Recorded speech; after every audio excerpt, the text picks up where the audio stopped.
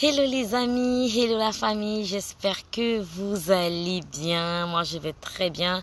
Vous pouvez pas imaginer la joie que j'ai de vous retrouver aujourd'hui. Ça fait un bon moment en tout cas qu'on ne s'est pas vu et que j'ai pas fait de vidéo.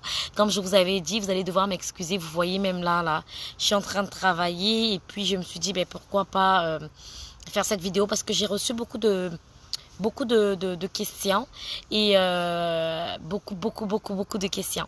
En premier, je voulais m'excuser pour toutes les personnes qui me posent des questions et que j'ai vraiment du mal à pouvoir comme les suivre présentement. C'est juste que comprenez que j'ai aussi une vie personnelle et j'ai un travail auquel je tiens énormément et surtout que maintenant c'est un nouveau travail, donc du coup ça me demandait plus de consécration parce que j'étais en pleine intégration, en pleine formation et puis intégration. Ça me demandait vraiment plus de concentration.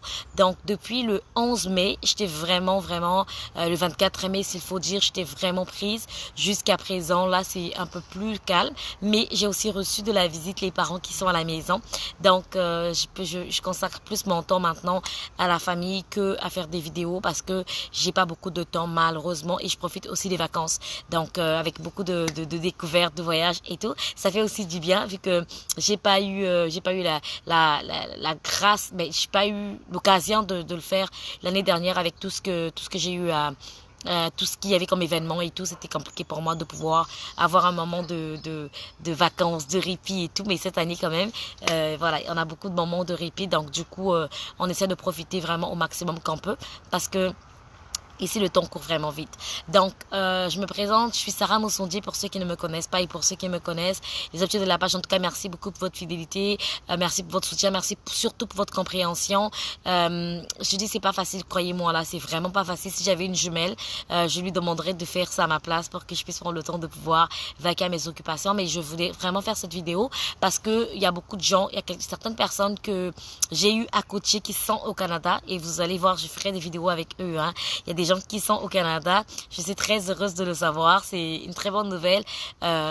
Pour moi, quand je parle de coacher, moi, je prends pas les gens de l'argent et toujours des coachings personnels et payés. Non.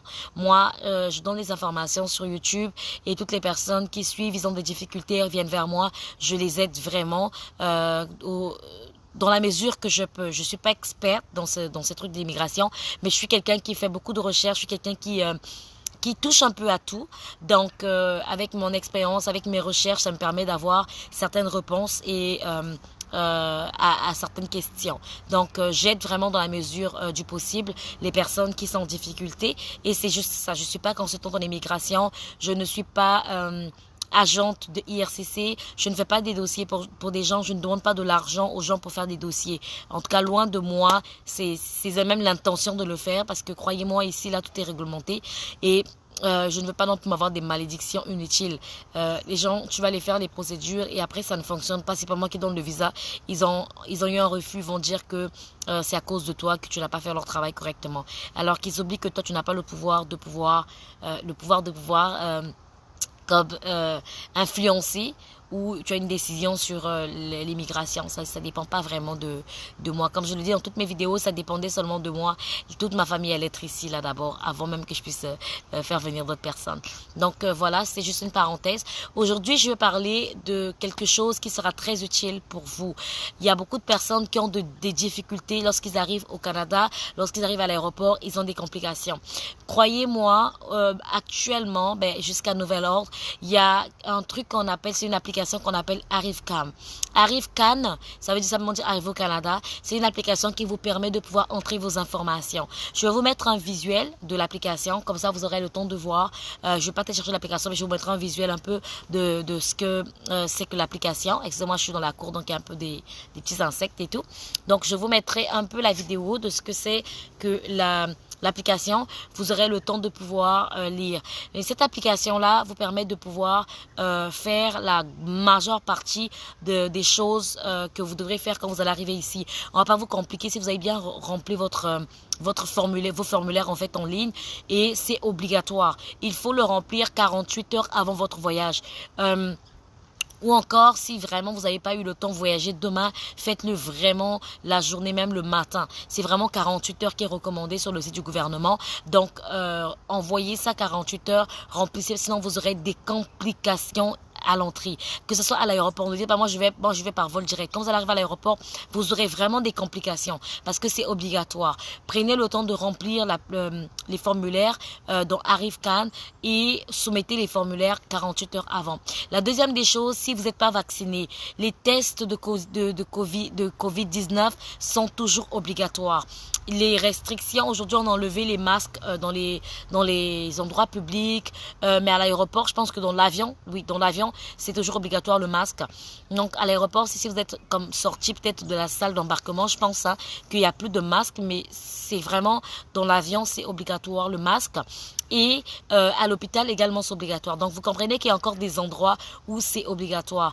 Et si vous n'êtes pas vacciné, c'est pas que vous n'allez pas embarquer, mais vous devrez montrer un test de Covid négatif. Et le test, je pense que c'est 72 heures ou 48 heures. Il faut que je revérifie l'information. Mais c'est un test que vous avez fait, je pense, 48 heures avant ou 72 heures avant que vous devriez emmener. Mais pas un test qui date d'un mois, de 2 semaines ou de 3 semaines. Ça ne serait pas accepté. Donc il faut vraiment comme faire le test. Et je pense que c'est 72 heures ou 48 heures, je sais plus. Mais il faut vraiment faire le test la veille, donc peut-être 2 jours ou 3 jours. Et vous emmenez votre test négatif. Les résultats négatifs de votre test pour pouvoir embarquer dans l'avion. Et quand vous allez arriver au Canada, on va vous demander de faire la quarantaine parce que vous n'êtes pas vacciné. Vous allez faire la quarantaine. La quarantaine est obligatoire pour les personnes qui ne sont pas vaccinées. Mais ceux qui sont vaccinés, aujourd'hui, ils n'ont plus besoin de faire la quarantaine. C'est comme le fait d'être vacciné, c'est comme une exemption. Vous ne faites plus la quarantaine quand vous arrivez au Canada. Vous êtes libre et vous n'avez pas besoin non plus de faire le test de Covid encore. Si vous êtes vacciné et que vous avez vos 3 doses, vous n'avez plus besoin de faire le test de Covid encore. On parle d'être adéquatement vacciné.